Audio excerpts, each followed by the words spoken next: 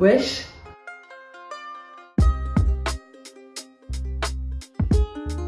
J'espère que vous allez bien. Aujourd'hui j'avais envie de tester un nouveau format, un peu vlog, parce que il y a plusieurs essais un peu à la mode sur Instagram que j'ai envie de lire. Enfin principalement des essais sur lesquels j'ai un a priori très négatif. Et je me suis dit que ça serait intéressant en fait de faire un format vlog pour justement pouvoir vous donner mon avis avant de me lancer dans la lecture. Enfin mon avis, mes préjugés quoi, avant de me lancer dans la lecture et ensuite de vous faire un bilan une fois que j'ai lu le livre finalement de ce que j'en pense. Non mais parce que je pense vraiment qu'il y a des trucs avec lesquels je vais pas du tout être d'accord, que je vais trouver très limité en termes de perspective. Peut-être pour que vous sachiez d'où je parle, moi je me revendique du communisme révolutionnaire, je suis membre d'une organisation politique, je suis militante politique et syndicale, donc voilà, la politique, l'élaboration politique, l'élaboration stratégique, etc. c'est des choses qui font vraiment partie de ma vie quotidienne. J'arrive pas avec un regard, on va dire, neuf sur ces questions-là et donc je suis amenée à lire régulièrement de la politique, mais j'aime bien des fois aller me frotter à d'autres courants avec lesquels je suis pas, je pense avoir des nuances ou avec lesquels je suis pas forcément d'accord et tout, pour justement me faire un avis, être capable de voir un peu ce qui pose problème, là où il y a des points d'accord entre différents courants politiques, etc. J'ai choisi uniquement des essais de gauche, voire qui se revendiquent d'extrême gauche, qui traitent de questions sociales, sociétales, de féminisme, d'antiracisme, mais aussi un peu rapidement de questions économiques et tout. Donc je vous invite évidemment durant toute cette vidéo à être bienveillant, y compris dans les commentaires. Si on n'est pas d'accord sur des nuances tactiques ou stratégiques, c'est pas grave et ça veut pas dire qu'on peut pas se retrouver sur plein d'autres choses. Moi je vais pas essayer de démonter les auteurs qui ont écrit ces livres, je vais pas essayer de démonter les personnes qui se sont reconnues dans ces essais, dans parfois des partages d'expérience ou qui ont l'impression d'avoir trouvé quelque chose qui stratégiquement, tactiquement leur convient. Mais j'ai envie de donner mon avis un peu franc et honnête quoi sur tout ça. Notamment parce que je pense que c'est des essais qui tombent justement, vu que c'est à la mode, un peu dans les mains de néophytes, sans aucun mépris encore une fois, mais de gens qui en fait c'est la première fois qu'ils vont lire un truc féministe, c'est la première fois qu'ils vont lire un truc économique, c'est la première fois qu'ils vont lire un truc antifasciste, donc ils n'ont pas forcément d'éléments de comparaison et tout. Voilà pour le petit disclaimer. Donc le premier petit texte avec lequel je voulais commencer, c'est Moi les hommes je les déteste de Pauline Armange, qui est édité chez Seuil. Donc je voulais commencer avec ça parce que déjà je l'ai dans ma bibliothèque parce qu'une camarade me l'avait offert parce qu'elle l'avait en double. Ça fait partie de ces titres que je vois revenir très souvent sur les réseaux sociaux. Et donc je me suis dit que ça pouvait être cool de commencer par là. En plus là je vais avoir un peu de train ce week-end parce que je pars 24 heures en Ardèche, que je vais avoir un peu de temps pour lire et comme c'est très court, voilà c'est cool quoi. Peut-être pour vous dire un peu ce que j'appréhende avec ce texte et les raisons pour lesquelles je pense que je ne vais pas apprécier. J'ai l'impression que c'est un texte qui s'inscrit dans un féminisme très mainstream, qui en fait va prendre un peu pour angle d'attaque les questions de misandrie et de sororité, comme justement des voies d'émancipation pour les femmes, le tout sans forcément remettre en contexte, dans un contexte global en fait le patriarcat, sans forcément s'attarder sur les questions économiques qui pour moi sont centrales en fait, y compris dans les questions féministes, en restant sur quelque chose d'assez finalement relationnel, qui va se concentrer beaucoup sur la question des identités individuelles, etc. et beaucoup moins si vous voulez, par un prisme collectif, encore une fois économique, et sans du coup forcément de perspective pour sortir au-delà d'un prisme individuel, c'est-à-dire, en gros, je m'attends plus à ce qu'on dise, oui, écoute Maros, si tu veux être heureuse dans ce système, voilà ce qu'il faut faire, machin, et pas un truc de, en fait, il faut tout foutre en l'air et reconstruire une nouvelle société. On va voir, et écoutez, c'est parti pour cette lecture.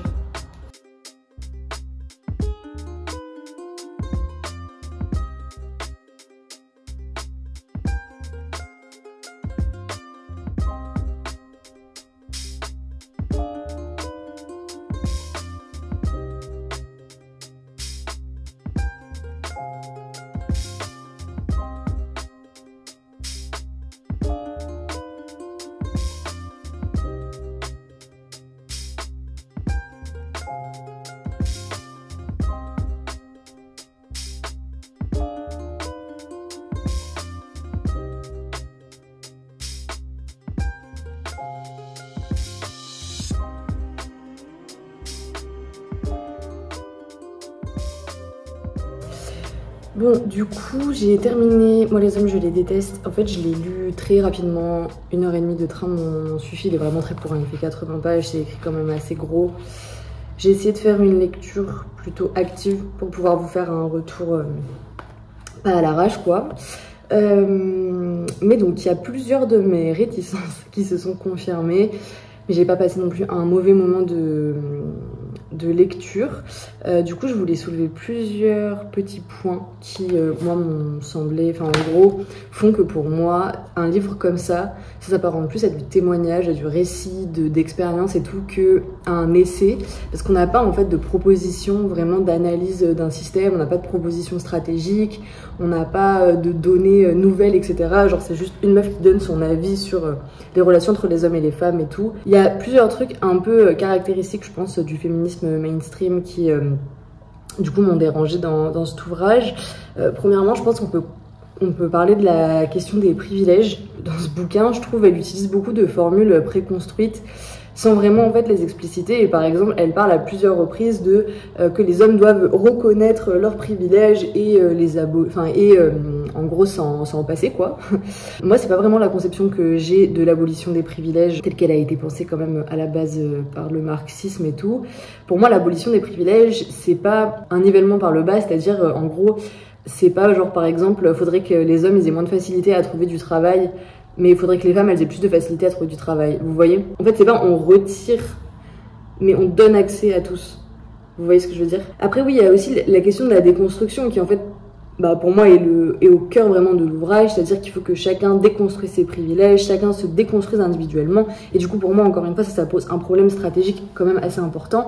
Alors, évidemment, il faut que les hommes apprennent à se comporter correctement. Il faut qu'ils arrêtent d'agresser des meufs. Voilà, il y a quand même effectivement un travail de déconstruction et de rééducation à faire. Mais ça peut pas être le noyau, à mon sens, d'une stratégie féministe que chaque individu se déconstruise, parce que justement, pour moi, c'est aborder complètement la question par le prisme individuel. Et en fait, on est, je sais pas combien de milliards d'êtres humains sur Terre, et si on aborde la question d'un point de vue individuel et pas systémique, en fait, c'est pas possible de changer les choses, à mon sens. Et donc voilà, pour moi, c'est un peu le deuxième écueil de ce petit texte, parce que je pense que Pauline Armange, elle a quand même justement un peu la prétention, entre guillemets, de parler de quelque chose de systémique dans son texte, et de proposer du coup une réponse aussi systémique. Mais en fait, je pense que c'est pas du tout ce qu'elle fait, notamment parce qu'elle ne définit jamais en fait la question de ce fameux système. Elle parle à des moments de genre elle met en parallèle le sexisme et le patriarcat. Elle parle de système sexiste, elle parle de patriarcat, elle parle de système patriarcal, etc. En fait, à un moment, il s'agirait de définir en fait ce que c'est ce système. Il s'agirait de dire en fait, est-ce qu'on parle d'un système d'oppression, est-ce qu'on parle d'un système d'exploitation, qui en sont les acteurs. Et donc voilà, ça c'est pour moi une autre lacune un peu conceptuelle de ce texte, qui fait qu'à mon sens, c'est pas en fait un bon ouvrage pour commencer à lire du féminisme. En fait, ça peut être bien si par exemple vous avez genre une pote qui pense qu'il n'y a pas de problème d'inégalité entre les hommes et les femmes. Genre si vous avez une pote qui pense ça vaut le coup de lui offrir ce bouquin pour qu'elle se dise genre ah oui, en fait, finalement, c'est vrai qu'il y a quand même des grosses inégalités, c'est vrai que c'est pas cool ce qui se passe dans mon couple, c'est vrai que c'est pas cool ce qui se passe dans les rapports entre les hommes et les femmes et tout.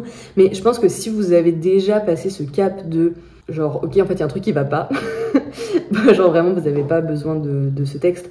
Les deux aspects que j'ai trouvé intéressants, c'est déjà de déconstruire justement le concept de misandrie, de chercher à expliquer que la misandrie est une réponse à la misogynie et qu'elle n'est pas une violence systémique en elle-même, tout comme par exemple on pourrait dire l'antifascisme est une réponse au fascisme, et on peut pas mettre du coup sur un même niveau, on peut pas penser de la même manière le fascisme et l'antifascisme, on peut pas penser de la même manière la misandrie et la misogynie.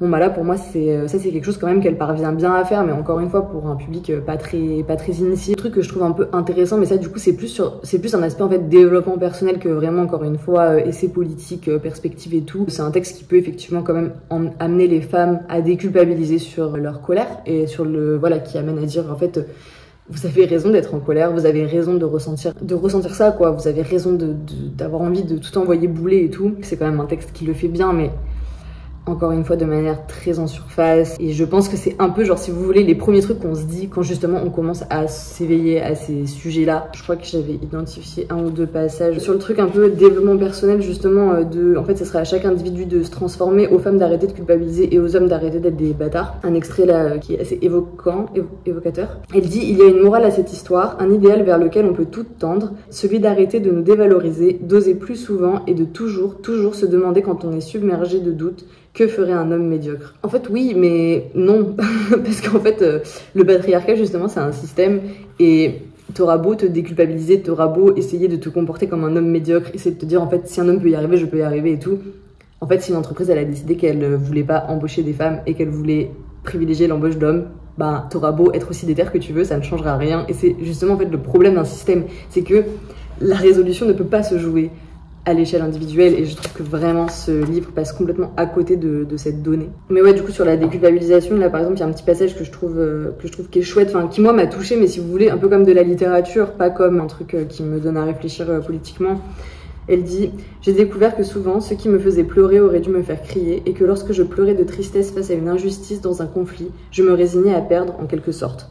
Ben voilà, en fait ça c'est un truc genre que j'aurais kiffé lire dans un roman de Duras et je me serais dit ouais c'est stylé et tout, mais pas dans un essai. Enfin je pense que vous avez capté un peu le fond de mon propos. Bon, je pense que j'ai fait à peu près le tour, j'ai pas envie non plus de passer 1000 ans sur le bouquin. Je sais pas encore avec quoi je vais enchaîner, j'ai des petites idées, mais je pense que je vais passer à la BU pour aller regarder ce qui m'intéresse et je vous emmènerai avec moi à ce moment-là.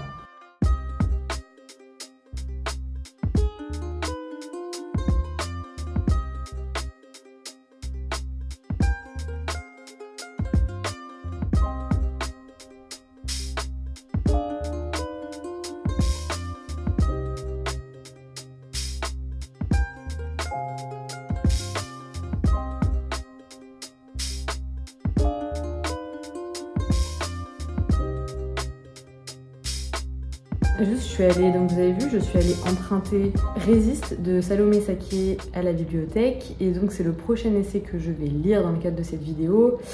Pourquoi j'ai choisi celui-ci? Tout simplement parce que j'avais envie donc de lire les essais qui sont à la mode sur Instagram et que je pense que Résiste ou Résister, là du coup j'ai un doute parce que je l'ai pas exactement sous la main, mais je pense que ça rentre complètement dans la catégorie des essais à la mode sur Instagram, bref. Mais du coup, peut-être pour vous parler un peu rapidement des préjugés que j'ai sur cette lecture, comment je l'appréhende et tout, et ce sur quoi je pense pas forcément être d'accord. Donc déjà, évidemment, je trouve ça très bien qu'il y ait des essais de Staccabi, c'est-à-dire des essais qui appellent à la résistance, qui traitent de l'extrême droite, etc., du fascisme, qui soient autant diffusé. Cependant, je pense que je vais avoir des nuances notamment stratégiques. Alors peut-être qu'il n'y aura pas du tout de questions stratégiques, mais il me semble quand même un peu que si. Je vous l'ai dit, hein, je vous balance vraiment mes préjugés, quoi, sans m'être trop renseignée sur les œuvres, et genre c'était aussi l'idée de cette vidéo, donc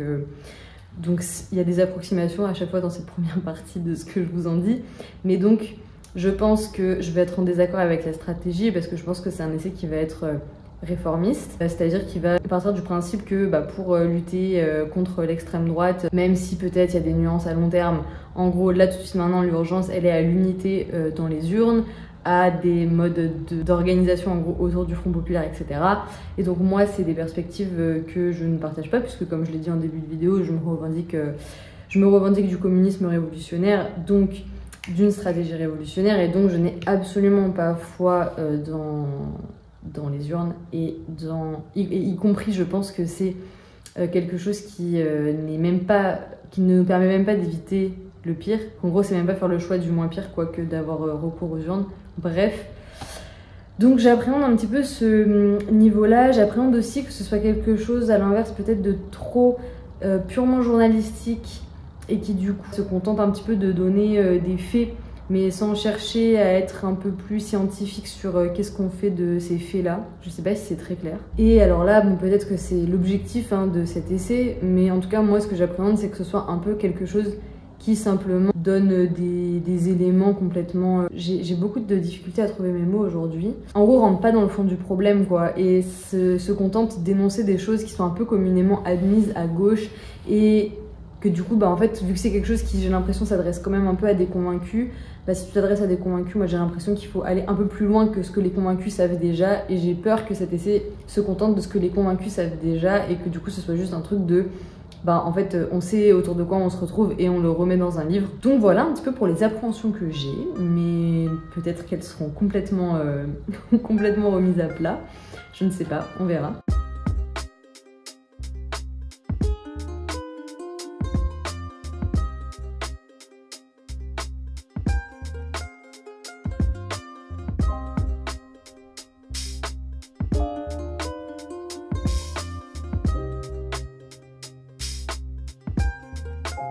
J'ai terminé Résister de Salomé Saké et donc je dois vous avouer que j'étais très agréablement surprise et en même temps ça va dans le sens de ce que je redoutais, c'est-à-dire que j'ai été très agréablement surprise sur toute la partie constat, genre c'est quoi l'extrême droite, c'est quoi les médias, comment on construit l'opinion, enfin toute la partie un peu factuelle je l'ai trouvée intéressante, mais j'ai des grosses réserves sur la partie perspective et sur certains postulats desquels l'autrice elle part. Alors avant d'aller plus loin, je voulais juste dire un mot sur le fait que, genre là, je vais critiquer un essai que je pense beaucoup de personnes ont lu. Je pense que c'est un essai qui est très utile à plein de personnes. En gros, je pense que c'est important qu'on soit capable de se critiquer de manière constructive au sein même de notre camp et d'avoir des débats tactiques et stratégiques sans pour autant que ça veut dire que je suis en train de dire genre cet essai ne devrait pas exister. Évidemment, je ne suis pas du tout en train de dire ça, y compris en exprimant des réserves sur les conclusions. Voilà, je sais pas si c'est nécessaire de faire ce genre de parenthèses, mais je préfère les faire parce que voilà, genre je pense, en fait, faut qu'on soit capable dans un même camp. C'est-à-dire là, le camp, je pense que c'est genre la gauche et l'extrême gauche au sens très large, mais je pense que dans ce camp, il faut qu'on soit capable de débattre un peu les uns avec les autres. Dans cet essai, donc, Salomé Saké, elle s'attache au fait d'expliquer un petit peu comment l'extrême droite, bah déjà, qu'est-ce que c'est l'extrême droite, d'où ça vient, c'est quoi ses origines, etc. Et c'est aussi comment l'extrême droite, en gros, elle s'est un peu infiltrée, c'est pas le mot, mais en gros, dans un petit peu toutes les sphères de la société pour imposer en fait son idéologie, etc. Et donc ça, je trouve que c'est très bien fait. Je trouve qu'elle définit correctement l'extrême droite, sans faire forcément d'amalgame avec le fascisme. Et ça, je trouve que c'est assez notable dans le contexte de pas faire l'amalgame entre extrême droite, réactionnaire, fascisme, etc. Même si je vais pas particulièrement développer là-dessus, enfin voilà, c'est un truc que je voulais souligner. Ce que j'ai trouvé aussi très très bien, c'est qu'elle donne des armes. Je vais pas forcément détailler sur le fond. Par ailleurs, je crois qu'il y a Margorito qui a des lives des lives qui sont en rediffusion sur sa chaîne YouTube sur ce bouquin, et je les ai pas encore regardés, je voulais les regarder une fois que je l'aurai lu. Mais du coup, si jamais ça vous intéresse, je pense qu'elle parlera peut-être un peu plus du fond. Un objectif que j'ai trouvé qui remplit très bien ce livre, c'est qu'en gros, il vient vraiment lister des éléments. Qu'en gros, bah oui, si on est militant et tout, on a en tête quoi, on sait qui a créé l'extrême droite, dans quel... on sait qui a créé le RN, dans quel contexte et tout ça. On sait quels sont les liens du RN avec le GUD, enfin voilà, des trucs comme ça. Mais là je trouve que c'est bien parce que ça rend tout un tas d'infos comme ça hyper accessibles pour justement des gens qui ont eu un petit peu un réveil de conscience, je dirais, au moment des législatives et des européennes de l'année dernière. Donc en ça vraiment je trouve que c'est super bien. Pareil, tous les exemples qui sont donnés de qu'est-ce que c'est en fait la violence de l'extrême droite, quel lien du RN avec les groupes ultra-violents, etc. Comment c'est traité médiatiquement et tout. Et je trouve qu'elle fait ça de manière hyper pédagogique. Je sais pas, je trouve que ça fait une belle mise en garde un peu sur qu'est-ce que c'est les médias et qu'est-ce que c'est les réseaux sociaux et tout. C'est très sourcé aussi, et ça je tenais vraiment à le souligner parce que je trouve que c'est de plus en plus rare malheureusement les essais, et notamment les essais un peu à la mode, qui sont correctement sourcés et documentés. Là c'est autant des sources statistiques, journalistiques, universitaires, donc voilà, je voulais saluer cet aspect-là aussi. Voilà, elle parle de plein de processus de construction de l'opinion. Il y a aussi toute une partie sur le langage que j'ai trouvé intéressante, sur la sémantique, je crois que ça s'appelle la bataille sémantique ou un truc comme ça, où justement elle vient expliquer comment l'extrême droite elle a inventé un petit peu des mots mais qu'en fait elle a jamais défini et qui donc vont paraître comme hyper évocateurs pour des gens, alors qu'en fait il n'y a aucun intellectuel d'extrême droite qui est capable de les définir, genre le grand remplacement, l'ensauvagement, des trucs comme ça, le wokisme, l'islamo-gauchisme, tous ces trucs. Elle parle aussi oui de l'antisémitisme. Alors ça, mais c'est pas un reproche parce que genre c'est pas l'objet de son livre, mais genre j'aurais bien aimé qu'elle le développe plus parce que je trouve que c'est un vrai sujet en ce moment, comment on essaye d'inverser et genre vraiment de réécrire l'histoire sur qui c'est les antisémites et tout. Et aussi sur l'utilisation du mensonge, et ça je trouve que c'est hyper intéressant aussi. Peut-être que pour venir sur les trucs qui m'ont un peu moins plu, enfin les trucs avec lesquels j'ai des désaccords, c'est que pour moi, en fait, le problème, entre guillemets, encore une fois, je vais pas refaire le disclaimer, mais le problème de cet essai, c'est que l'autrice, elle part du principe qu'on est dans une démocratie qui est bien. Je sais pas comment dire, genre... en gros, il y aurait un système qui serait un peu... Enfin, moi, je l'ai vraiment ressenti comme ça à la lecture. Il y aurait un système qui serait un peu neutre, et l'extrême droite qui viendrait faire son nid dans ce système neutre. Moi je pense qu'il y a un truc qui est hyper important et qu'il faut évoquer en fait quand on parle de qu'est-ce que c'est l'extrême droite, c'est qu'est-ce que c'est un peu les intérêts, au-delà de simplement c'est des méchantes personnes quoi, que défendent l'extrême droite et les personnalités d'extrême droite. Et ça, je trouve que c'est quelque chose qui est quand même très peu fait. On voit vite fait le lien avec Bolloré, avec des trucs comme ça, mais je trouve que c'est vraiment trop marginal en fait dans le texte et que pour moi, tu peux pas, enfin, en gros, faire comme si l'extrême droite c'était un truc qui arrivait, limite pas de l'extérieur, mais genre, enfin, vous voyez, en fait, l'extrême droite, à mon sens, c'est quand même vraiment un produit du système et un produit de la démocratie bourgeoise. Et je pense que c'est ça, en fait, un désaccord que j'ai avec elle, c'est que, juste en fait, pour moi, on est dans une démocratie bourgeoise, c'est-à-dire dans une démocratie capitaliste, quoi, si vous préférez, qui est structurée dans le fin fond de ses lois et de sa constitution pour permettre aux entreprises de faire du profit et aux capitalistes de s'enrichir, etc. Et donc, en fait, si tu n'évoques pas et que tu ne prends pas en compte ce point-là dans l'analyse que tu fais de comment l'extrême droite se développe, je trouve que c'est ne pas prendre en compte un angle du problème qui est quand même hyper important. Si Bolloré il est réactionnaire, c'est pas pour rien. Si Elon Musk il trouve des intérêts à s'allier avec Trump, c'est pas pour rien. Et en fait, s'il y a ce lien-là entre grande puissance capitaliste et idées réactionnaires, c'est pas pour rien. Et ça, je trouve que c'est un truc qui est un peu trop absent du texte. Oui, mais c'est ça, là je vois que j'ai écrit dans mes notes parce que j'ai quand même pris pas mal de notes, que j'ai écrit extrême droite danger pour la démocratie, mais pour quelle démocratie? Celle qui lui permet de monter et d'exister. En fait, pour moi, c'est ça un peu le nœud du truc, c'est que l'extrême droite, elle est, enfin comment dire, est-ce qu'elle est vraiment un danger pour la démocratie dans laquelle on est, c'est-à-dire la démocratie bourgeoise, étant donné qu'en fait, cette démocratie bourgeoise, elle fait quand même un peu tout ce qu'elle peut pour que cette extrême droite, elle monte. Moi, je pense que c'est important de comprendre que nous, en tant que travailleurs et travailleuses, on n'a pas d'intérêt dans ce qui est défendu par la démocratie bourgeoise actuelle et qu'il faut un renversement total de ce système et pas une réforme ou pas tout ça. Il y a aussi ce truc là de penser les citoyens français comme une espèce de truc homogène alors que en fait précisément les citoyens français c'est pas un groupe homogène parce que notamment il y a des grosses disparités économiques qui s'appellent des classes sociales et donc des grandes disparités en termes d'intérêt et que en fait moi je pense qu'une partie des citoyens français ont intérêt dans la montée de l'extrême droite actuelle et une autre partie n'a pas intérêt dans la montée de l'extrême droite actuelle. Je dis ça de manière schématique encore une fois. Et oui, une dernière fois sur ça pour vous donner un petit peu des exemples quand même, que je parle pas dans le vent, mais c'est page 105, blablabla, ouvrir la voie à un avenir où chacun pourra s'épanouir dans un monde où l'extrême droite n'aura plus de raison d'être. Mais justement, est-ce que c'est possible dans notre démocratie actuelle, c'est-à-dire dans une démocratie bourgeoise, c'est-à-dire sous le capitalisme, est-ce que c'est possible que l'extrême droite n'ait plus de raison d'être? Parce qu'aujourd'hui, qu'est-ce qui renforce à mon sens l'extrême droite? Et ça, je pense qu'elle le partage parce qu'elle l'explique. L'extrême droite, elle se construit notamment sur la pauvreté et sur la misère et sur le fait que les gens, ils ont besoin de trouver un coupable, un responsable à leur malheur, un responsable qui soit facile à cibler et tout ça, donc l'immigration, donc les personnes LGBT. Et en fait, cette misère-là, elle est créée par le capitalisme. Du coup, si tu te débarrasses pas du capitalisme, à mon sens, tu ne peux pas te débarrasser des raisons d'être et des raisons d'exister de l'extrême droite.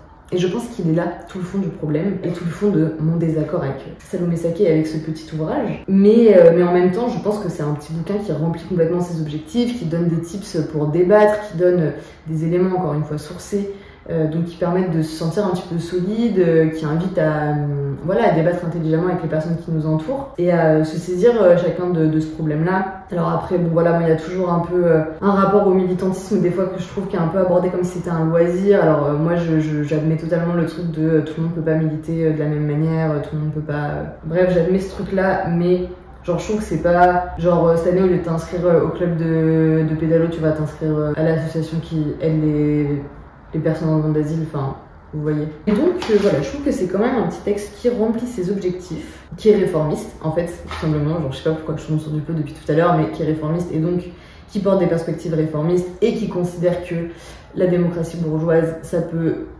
devenir un peu mieux et on pourrait avoir genre un capitalisme à visage humain sous lequel l'extrême droite n'aurait pas de raison d'exister. Alors ça, elle ne le formule pas tel quel, mais moi je trouve que c'est quelque chose qui transpire tout le long du texte. Pour conclure, je suis passée à la BU tout à l'heure. C'est une petite BU et c'est ma BU préférée. J'adorais bosser là-bas quand j'étais étudiante et que je faisais mon mémoire et tout notamment. Je suis allée emprunter Beauf et Barbare de Horia Boutelja, le pari du nous. Donc pour moi c'est un texte qui va parler donc de racisme, de colonisation, d'impérialisme, etc. C'est des sujets qui m'intéressent énormément et auxquels je m'intéresse au quotidien, enfin voilà. L'a priori cependant que j'ai sur ce texte, que j'ai beaucoup vu passer sur les réseaux sociaux, je pense que c'est quelque chose qui, encore une fois, va être réformiste, mais en vrai, franchement, ça va être transversal à ma vidéo. Enfin, à un moment, moi, je trouve que quand tu te poses pas la question du renversement global du système, sans considérer que c'est une condition suffisante, mais en tout cas comme une condition nécessaire, bah, y a un petit manque. Mais bon, donc j'ai cet a priori, donc une approche réformiste. Aussi une approche un peu, bah justement, on se réapproprie les symboles de la République, on se réapproprie le concept de République, on se réapproprie tout ça. Et je crois que c'est un point de vue que je ne partage pas, une perspective que je ne partage pas. Et donc on va voir en le disant, encore une fois, je vous ferai ce même type de retour. Et en toute transparence, avant de le lire, et c'est notamment un des trucs qui m'a donné envie de faire cette vidéo, j'ai regardé une vidéo de Révolution Permanente qui répondent à Horia Boutelja, qui répond elle-même à l'extrême gauche qui critique son livre, et du coup j'ai aussi mes a priori qui sont nourris de ce que j'ai vu dans cette vidéo. Donc voilà, je vous le dis en toute transparence, je vous la mettrai si ça vous intéresse. C'est un peu plus épais hein, que les deux premiers, on est sur 260 pages, donc je mettrai peut-être un petit peu plus longtemps pour vous faire un retour. Je suis un peu dans le coltard, mais je voulais vous faire un point sur du coup ma lecture de Beauf et Barbare de Horia Boutelja, parce que donc j'ai lu même pas 50 pages et franchement il y a déjà des trucs qui ne me vont pas. Là vraiment j'aurais envie de vraiment quasiment m'arrêter sur chaque page pour l'instant des 40 que j'ai lues. Ça m'interroge un petit peu d'un point de vue scientifique et d'un point de vue politique éditorial. Je vais vous en dire plus pour que vous voyez de quoi je parle. Dans ce texte, Horia Boutelja, elle cherche à démontrer une certaine conceptualisation de l'État qui vient expliquer pourquoi, en gros, le capitalisme s'appuie, entre guillemets, sur notamment la race comme technologie d'extraction de la plus-value. Donc en gros comme technologie d'exploitation. Je trouve que La Fabrique, des fois, ils ont tendance à éditer des bouquins qui ont un peu une prétention universitaire dans le sens, t'as l'impression que tu vas trouver du contenu vraiment, de la ressource quoi, factuelle, des chiffres, des concepts qui sont bien expliqués de A à Z et tout ça, enfin voilà. Mais qu'en fait souvent c'est très border en termes méthodologiques.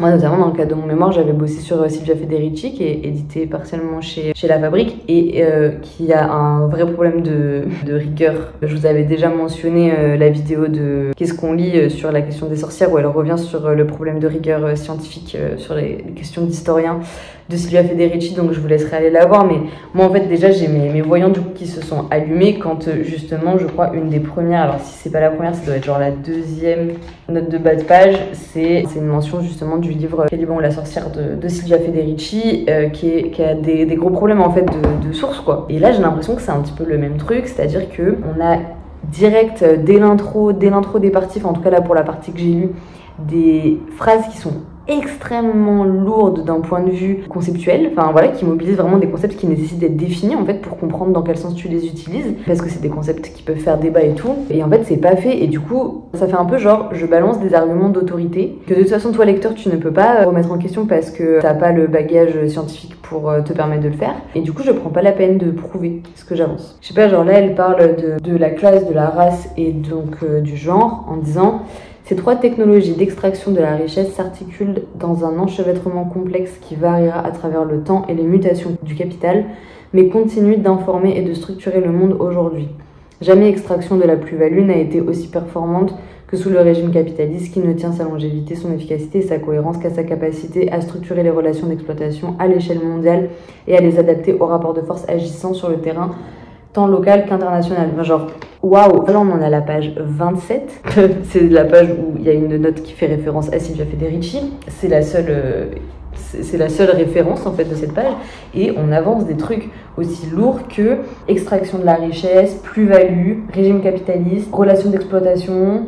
rapport de force. C'est hyper dense conceptuellement comme phrase quoi. Enfin je sais pas, moi je pense que ça c'est quelque chose que tu peux pas vraiment comprendre et du coup que tu peux ni t'approprier ni tu peux débattre avec si t'as pas en fait un bagage universitaire de ouf. En fait moi j'ai choisi cet essai parce que je le vois souvent sur Instagram des fois enfin genre présenté je sais pas aux côtés de livres comme Sorcière, comme un essai trop bien que j'ai luté.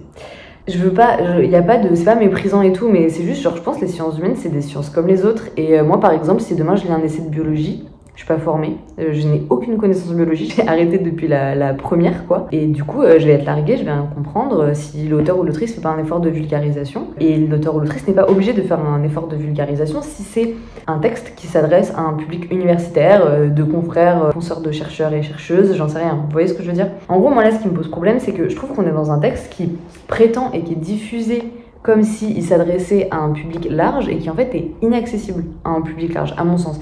Et je trouve que c'est assez incompréhensible et du coup, qui c'est qui est vraiment en mesure de comprendre réellement son propos et toutes ses implications? Parce que pour moi, quand tu dis genre, bah ça j'ai trouvé que c'était bien et je suis d'accord avec le propos de l'autrice, ça veut dire que t'as compris ce qu'elle dit. Parce que si genre juste ce que t'as compris c'est que, bah en gros elle trouve le racisme c'est pas cool et que le capitalisme c'est pas cool et que le patriarcat c'est pas cool, bah... c'est pas ça son propos, c'est pas ça qu'elle est en train de dire, vous voyez, elle développe une analyse de l'État pour derrière faire des propositions stratégiques. Enfin, il me semble, j'ai pas fini le livre, mais pour moi c'est quand même un peu ça le projet qu'elle expose aussi dans l'introduction. Ah ouais, non mais vous voyez, genre là par exemple. Mon hypothèse est que la race est consubstantielle de la formation des États modernes. Dès lors, l'analyse consistant à opposer racisme d'en haut et racisme d'en bas, ou à innocenter l'État en faisant du racisme une variable conjoncturelle, manque de pertinence. Il existe une relation dialectique entre les deux que l'idée gramscienne d'état intégral peut nous aider à comprendre. Je pense que je vais le continuer parce que moi, j'ai envie d'avoir la suite. Non mais j'ai envie de savoir ce qu'elle raconte parce que ça m'intéresse encore une fois politiquement, individuellement de savoir un peu ce qu'elle raconte cette meuf et ce qu'il y a dans ce bouquin qui est quand même encore une fois bien à la mode. Je sais pas si ça va être très intéressant que je vous en parle ici parce que si en fait je dois reprendre page par page, je vais me laisser un peu le temps de la réflexion et je vais voir mais voilà. Quand même moins mitigée qu'à la sortie de l'introduction, là je viens de finir la première partie. C'est une partie dans laquelle elle fait un espèce d'historique du PCF et de la CGT et où elle explique en gros comment ils sont passés de l'héritage un peu soviétique internationaliste à un parti quasi nationaliste. Enfin, CGT n'est pas un parti, c'est un syndicat, mais comment, voilà, y compris dans le syndicat justement, il y a tout un tas de préférences nationales en gros qui se fait dans les revendications. Moi je trouve qu'il y a des trucs qui sont manquants dans cette analyse, notamment la CGT et le PCF, c'est pas deux organisations que tu peux considérer et étudier de manière complètement distincte à mon sens, parce que tu peux pas comprendre ni l'un ni l'autre en fait si tu les penses pas en discussion. Et là je trouve que justement elle les pense pas vraiment en discussion, elle les pense de manière assez distincte et du coup je trouve que c'est un peu particulier. Bon, il y a toujours ce reproche que je ferais, un manque de sources. Bah il y a des trucs auxquels on a un peu de mal à accorder du crédit. Notamment en fait elle fait tout le temps référence à Lénine, à Gramsci, mais sans jamais les citer vraiment, sans jamais expliciter en gros ce qu'elles revendiquent de leur politique respective quoi. Donc je trouve que c'est un peu particulier. Enfin je sais pas, je trouve que c'est pas rien quoi de se revendiquer de Lénine ou de Gramsci et du coup ce serait intéressant de le situer peut-être un peu plus. Assez digressé, je suis venue pour lire donc je vous laisse. Et je vous reprends quand j'aurai terminé de lire cet essai. Je pense que ce sera dans le courant de la semaine qui arrive là.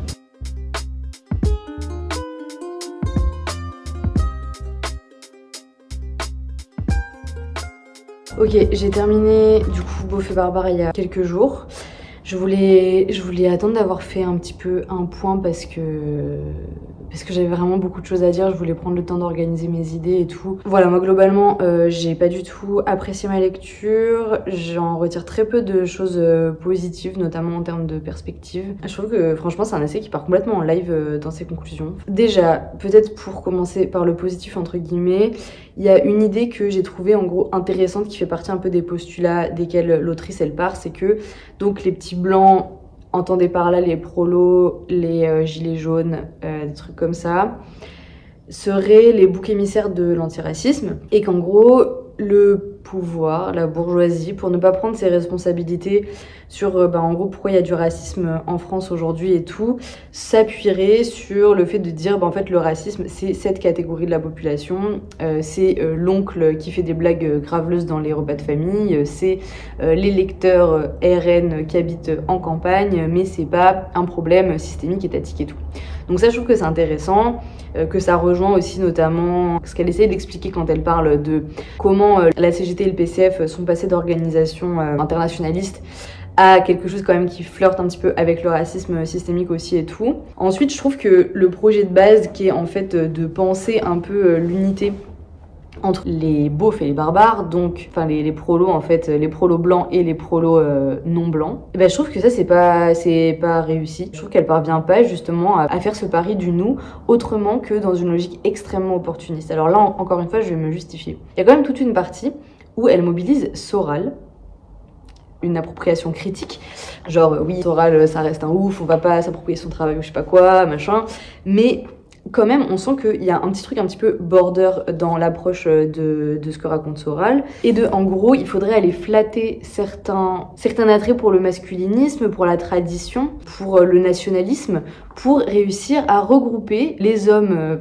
principalement du coup forcément beauf et barbare autour d'un objectif commun qui serait en gros renverser le capitalisme et construire une société débarrassée de toute forme d'oppression et d'exploitation. Mais en fait pour moi ça c'est, il y a un énorme problème. Donc elle dit que en gros faire ça c'est accepter de pas avoir un mouvement pur et tout ça, mais pour moi faut pas confondre avoir un mouvement pur et avoir un projet politique qui est construit sur des trucs complètement opportunistes. Enfin en gros tu peux pas flatter en fait des élans nationalistes. Enfin je trouve qu'elle mélange le truc de en gros, évidemment, enfin moi je suis convaincue qu'il faut accepter notamment de militer, de rencontrer dans nos luttes, etc. des gens avec qui on a des désaccords parfois profonds, qu'on est obligé en fait malheureusement de militer souvent avec ces gens-là pour avoir des victoires. Je veux dire que ce soit dans le monde du travail, en fait quand tu vas sur un piquet de grève de n'importe quelle boîte et que t'es une jeune meuf, etc. tu te fais systématiquement brancher, des trucs comme ça, enfin bref. Donc moi, si vous voulez, j'ai pas de problème, j'ai pas besoin qu'on m'explique que le mouvement ouvrier, il est pas pur, que en fait, il y a du sexisme, il y a de la misogynie, il y a tout ça, enfin bref, voilà, oui, complètement, et oui, il faut composer avec, mais pour moi, composer avec, ça veut pas dire flatter ça et justement essayer d'apporter un projet qui va dans ce sens-là et qui dit vous avez raison, le problème se situe à ce niveau-là. Et du coup, moi, je trouve que là, c'est complètement ce qu'elle fait avec son histoire de... En fait, la perspective qu'elle propose à la fin de son livre, c'est qu'il faut sortir de l'Union européenne. Enfin, et pourquoi il faut sortir de l'Union européenne? Parce que c'est la seule solution pour pouvoir renforcer un espèce de sentiment national qui unirait les beaufs et les barbares autour du coup d'un projet un petit peu commun. Enfin, je sais pas, moi personnellement, ça me fait complètement halluciner comme perspective pour plein de raisons. Déjà, en fait, la bourgeoisie, à un moment, elle fait le choix. Je me permets de parler en ces termes-là parce que elle se revendique quand même clairement marxiste. Je trouve qu'elle a des positions qui se revendiquent révolutionnaires, etc. Donc à un moment, ça veut dire on parle de lutte de classe et on accepte un peu un antagonisme bourgeoisie-prolétariat, quoi. Mais du coup, elle, quand elle dit là, la solution, c'est d'abolir l'Union européenne, en fait, ça veut dire que tu considères qu'il faut intervenir dans le choix que la bourgeoisie, elle fait dans les outils dont elle se dote pour exploiter la population. Je sais pas si c'est clair ce que je dis, mais en gros, la bourgeoisie, elle fait des choix genre, est-ce qu'on se structure au niveau de l'Europe, est-ce qu'on se structure au niveau mondial, est-ce qu'on se structure au niveau national, etc. pour maximiser les profits, faciliter les échanges, faciliter, rentabiliser la main-d'œuvre, etc. Et elle nous demande pas notre avis, et elle nous le demandera jamais, et je pense qu'on n'a pas à le donner. Enfin, genre, en fait, de toute façon, la bourgeoisie, elle est mondiale, elle est mondialisée et elle s'organise à une échelle internationale, alors avec ses conflits, avec ses contradictions, etc. Mais je veux dire, si notre objectif c'est de choisir comment la bourgeoisie doit s'organiser, enfin je sais pas, mais pour moi c'est vraiment pas poser le problème au bon endroit. Et en plus, genre il y a un petit peu un truc de... En gros, l'Europe, ça serait un ennemi qui serait trop lointain, donc impossible de lutter contre et tout, alors que l'État-nation, ça serait plus accessible. Mais en fait, si tu réfléchis comme ça, une fois que tu es dans l'État-nation, tu te dis non, mais en fait, c'est pas le problème comme c'est les chefs d'entreprise. En fait, lutter contre l'État, c'est trop loin. Donc en fait, le problème, c'est qu'il faut lutter uniquement contre au sein de son entreprise, contre les chefs d'entreprise et tout. Et genre oui, moi je pense qu'il faut avoir une mobilisation à tous ces niveaux. Mais qu'en fait, c'est pas parce que les patrons ils décident de s'organiser dans le MEDEF ou à l'échelle européenne ou je sais pas quoi, ça veut dire que nous il faut qu'on lutte uniquement contre ces trucs là, enfin bon bref vous voyez, et du coup moi je trouve que c'est vraiment complètement se tromper de combat et que c'est flatter des trucs hyper dangereux. Enfin encore une fois, elle oppose, en fait il y a plein de moments où elle oppose les questions antiracistes et les questions féministes, les questions LGBTI et tout, et je trouve que c'est fait de manière extrêmement maladroite, parce que moi je pense qu'il faut avoir une vigilance effectivement sur comment tu tombes pas dans du paternalisme à deux balles, notamment dans les luttes féministes, etc. Mais par contre, quand t'as avancé sur certaines choses politiquement et dans ton projet politique et dans ta stratégie et tout, tu vas pas revenir dessus, dans le sens tu peux faire des concessions tactiques à un moment donné sur une mobilisation précise et tout, mais genre tu vas pas tout redéfinir pour y intégrer des trucs réactionnaires. Donc vous voyez, parce que là pour moi ce qu'elle propose c'est pas juste d'accepter de militer avec des réacs, c'est d'intégrer des perspectives réactionnaires en fait dans la stratégie. Enfin vraiment pour moi c'est ça. Bref, j'ai pas forcément envie de faire plus long parce que je pense qu'après on rentre vraiment dans du débat, j'ai l'impression qu'il dépasse un petit peu le niveau que je voulais de discussion dans cette vidéo. Encore une fois, je pense que c'était pas vraiment un excellent choix. Je pense que c'était particulièrement complexe comme lecture et très très dense en fait. Donc voilà, je suis un petit peu frustrée du retour que je peux vous en faire. Néanmoins, peut-être dire que je pense que c'est un livre qui se trouve facilement dans nos mains quand on commence à s'intéresser à l'antiracisme et tout. Moi je voulais juste mettre un petit point de vigilance justement sur tout ça. Je pense que c'est important quand on lit un essai, donc qui est là pour produire de l'opinion, pour transmettre une opinion, etc. et pas forcément pour produire de la connaissance. C'est important de se demander au moment où on le lit, est-ce que intuitivement je suis d'accord avec le propos que l'auteur ou l'autrice avance, et que disent les faits des prémices sur lesquelles l'auteur ou l'autrice se base pour avancer cette opinion. Et je trouve que c'est ça qui permet d'éviter justement de tomber dans juste genre c'est antiraciste, du coup c'est forcément super, ou alors c'est féministe et du coup c'est forcément très pertinent et intéressant. Enfin en fait non, le féminisme comme l'antiracisme, comme l'ensemble des sujets de société et de lutte, etc. sont composés de multiples courants, de multiples positions, parfois contradictoires et parfois qui disent de la merde et parfois qui sont très intéressants et parfois qui sont un peu les deux, voilà, qui peuvent être pertinents sur certains trucs et moins sur d'autres et tout ça. Mais bref, voilà, moi c'est juste pour dire que je trouve que avec les réseaux sociaux et tout, on peut avoir un petit peu tendance à tomber dans un truc de genre juste ça parle d'un sujet qui est genre que je défends et du coup c'est bien, mais en fait non.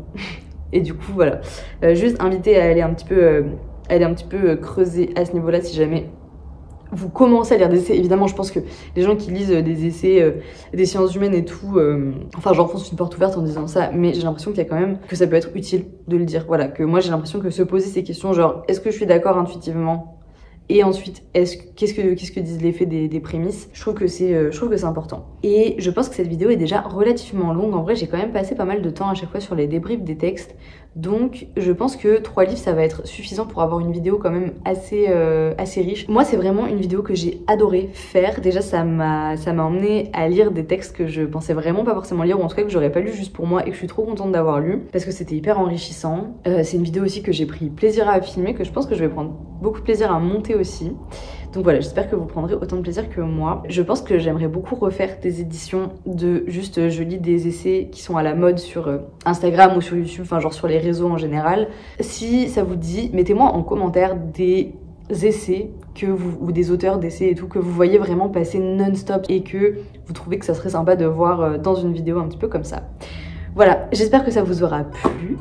Je vous dis à dans 2 semaines pour une prochaine vidéo, et d'ici là, je vous souhaite de faire de très belles lectures.